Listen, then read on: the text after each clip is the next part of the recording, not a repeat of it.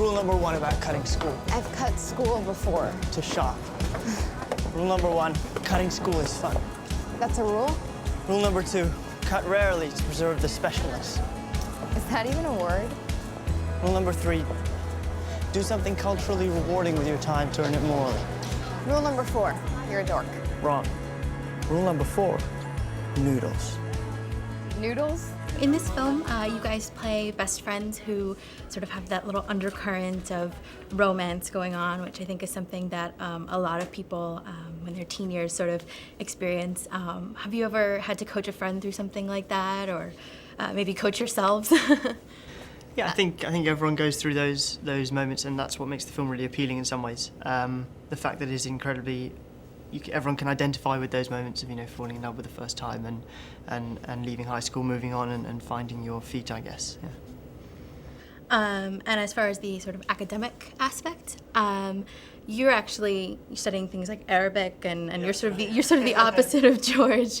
Was it fun to get to be a slacker for a little while? Yeah, I guess so. Yeah, there Not was always the schoolwork to go back to offset. Yeah, but, he was doing, like so much homework in between scenes, and just be sitting there, and I'd be like, "How are you focusing on that?" And he would just do it. It was really admired that. Yeah. I was the worst at doing homework in between scenes when I had to go to school.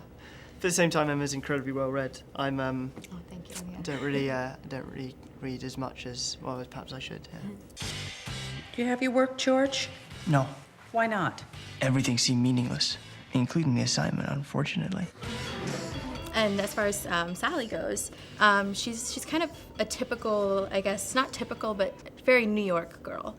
And you're from New York. Yeah, I was born here. I was raised in LA, if I'm being honest, but I spent a lot of time here. Did you ever meet anyone who was a lot like Sally, or?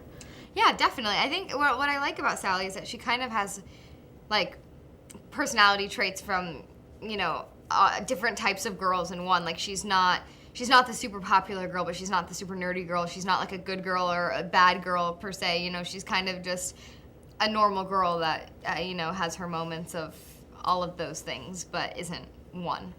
Do you think the film does sort of a good job of relaying a very uniquely New York story for an audience that maybe doesn't understand that, didn't grow up in New York, doesn't know what that's like? Yeah, I think New York's like a big part of the movie, but I don't think it's like, I think that it's something that people can relate to everywhere, growing up is growing up. Yeah, something that everyone, I think there is a certain amount of uniqueness that having New York in sort of the backdrop and almost another character in the movie does bring. But yeah, again, I think wherever you are in the world, you're going to go through those feelings that they have to go through. Do either of you have maybe a favorite New York film that sort of inspired you at all when you were doing this? Gavin was quite keen on all the sort of Woody Allen films, so I had re-saw a couple of them. Manhattan's obviously the classic, but yeah, I guess all of Woody Allen stuff is fantastic in bringing New York out onto film. I agree. Mm-hmm. And what was your favorite part about the script when you first got a hold of it?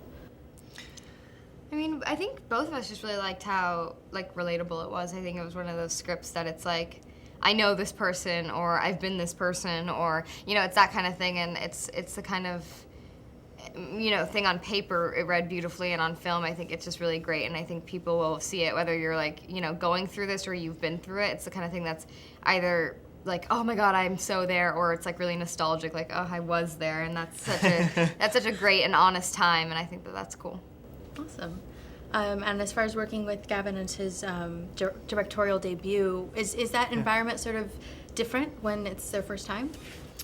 Gavin wrote the script as well as directed it, so I think that had a lot to do with how comfortable we all felt with him, because it was really kind of close to him, and he really just knew what he wanted to do with it. So I don't know if it would have been that way if he hadn't written it, but the fact that he did, I think, made us all much closer about it and made us bond over it more. Awesome. Well, thank you very much for talking with us. It was very lovely to meet you. Thank you.